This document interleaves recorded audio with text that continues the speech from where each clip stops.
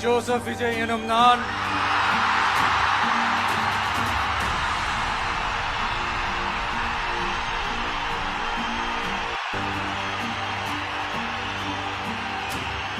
சட்டப்படி அமைக்கப்பெற்ற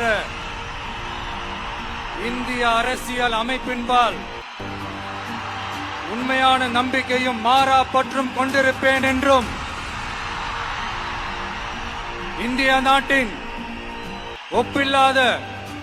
முழு முதல் ஆட்சியையும் ஒருமையையும் நிலை நிறுத்துவேன் என்றும் தமிழ்நாட்டு அரசின் முதலமைச்சராக உண்மையாகவும் உளச்சான்றின்படியும் என் கடமைகளை நிறைவேற்றுவேன் என்றும் அரசியல் அமைப்பிற்கும் சட்டத்திற்கும் இணங்க அச்சமும் ஒருதலை சார்பும் இன்றி விருப்பு வெறுப்பை விலக்கி பலதரப்பட்ட மக்கள் அனைவருக்கும் நேர்மையானதை செய்வேன் என்றும் ஆண்டவன் மீது ஆணையிட்டு உறுதிமொழிகிறேன்.